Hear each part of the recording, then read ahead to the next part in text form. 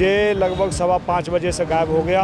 जिसने इसका अपहरण करा उसका नाम है वसीम। इस लड़के का रिश्ते में जो फुफेरा भाई है और लगभग 9:30 बजे तक इसने हमारे साथ में ढुलवाया है। ये लड़का सेविंग ब्लेड से इसका हत्या कर दी थी। लाश जब मिली, जब हम लोग गए थे तो इसने खुद बताया कि वहाँ पर हैं मेरे लोग, तो पुलिस के द्वारा पहुँचे लाश तक पहुंचने के बाद में जब वहाँ पे मिली लाश तो वो मृत्यु हो चुकी थी। वो अलग हट के मैसेज करता है कि मुझे 10 लाख रुपए पहुँचाओ वरना मैं आपके बेटे को मार दूंगा, और सोहेल के हाथ पैसे पहुँचाओ जो आपका बड़ा बेटा है।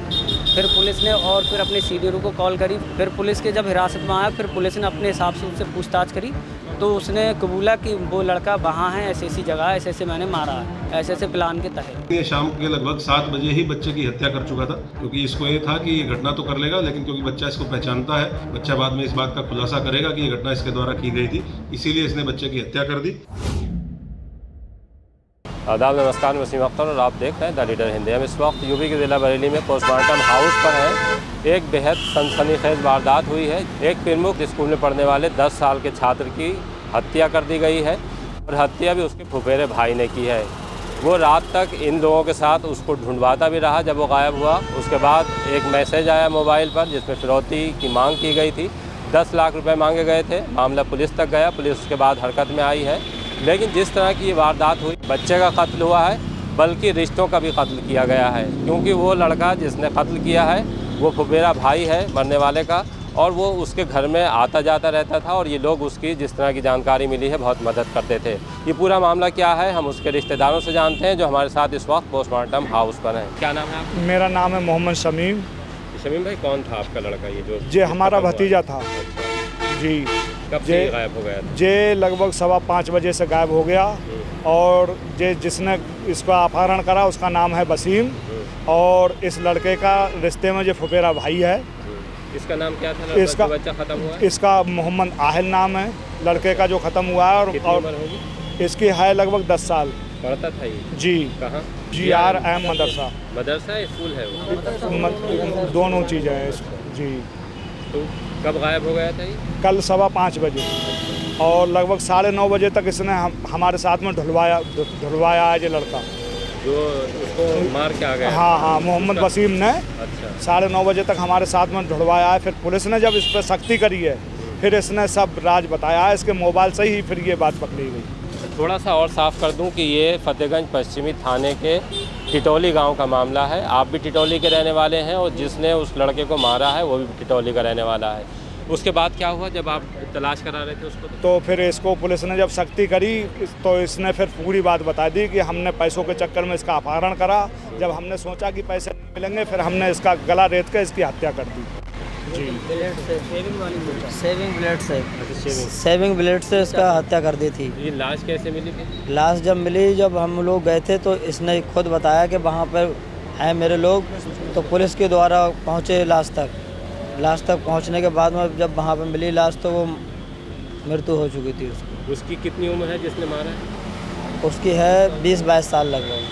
20 से 22 साल उसका घर और इस लड़के का घर कितनी दूर होगा वहाँ गाँव में? काफ़ी दूरी से है। 200 मीटर की दूरी है।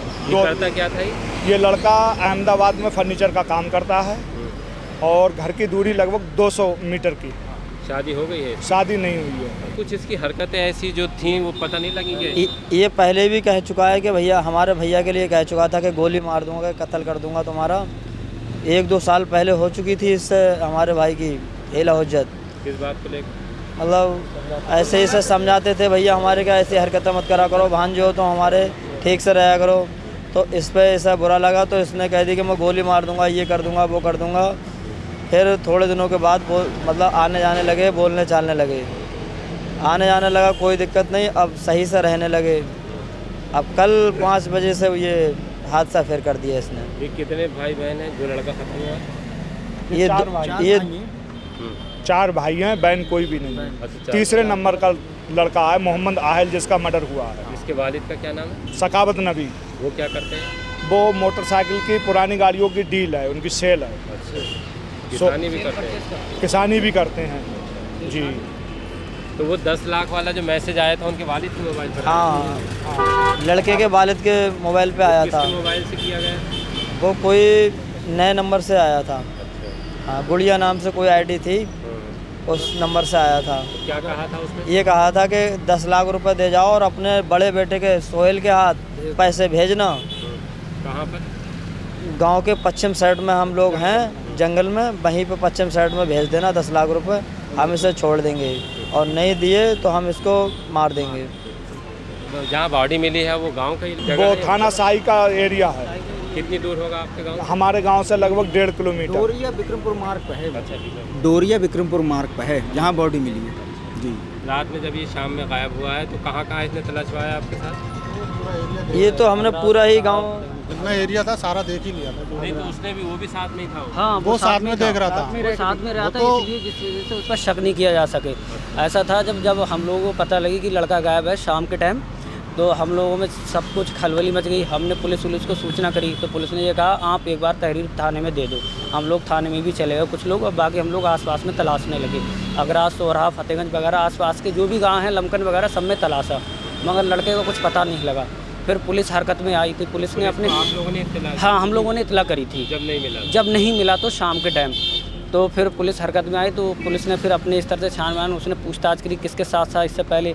तब वो 5 बजे के टाइम जो वसीम नाम का जो भांजा है जिसने उसको मारा है, तो वो पिज़्ज़ा खिलाने के बहाने से लेके गया था फतेहगंज या अगरास, जहाँ पिज़्ज़ा की शॉप है। तो उसे लड़के को पिज़्ज़ा खिलाया। पिज़्ज़ा खिलाने के बाद उसे जहाँ फिर वो उसे घर ले आया, फिर उसके बाद फिर लेके गया अपने घर ले आया? हाँ, फिर घर ले आया और उसके बाद फिर पता नहीं चला कहाँ चला गया। कहाँ चला गया फिर घर आने के बाद में पता ही नहीं चला। सीसीटीवी में आया है? सीसीटीवी में आया था कि ये लड़का मतलब बिठाल के ले गया है ये अगरास की तरफ, फिर 15-20 मिनट के बाद में वापस लाया है सीसीटीवी में। ये लोकेशन तब पता लगी कि वसीम नाम का लड़का है, जब पैसे मांगे, फिरौती मांगी 10 लाख रुपए मुझे दो, ऐसे तो उसकी लोकेशन पुलिस ने अपने माध्यम से वो निकालना स्टार्ट करी।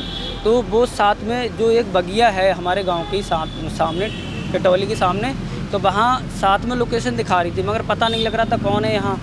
तो फिर काफ़ी तलाशा, सब लोगों ने मिलकर, पुलिस वालों ने सबने सहयोग करा, मगर वो नहीं मिला। फिर कुछ समय बाद फिर वो अलग हट के मैसेज करता है कि मुझे 10 लाख रुपये पहुँचाओ वरना मैं आपके बेटे को मार दूँगा, और सोहेल के हाथ पैसे पहुँचाओ जो आपका बड़ा बेटा है। फिर पुलिस ने और फिर अपने सीनियरों को कॉल करी, फिर और सारे पुलिस फोर्स वगैरह आई।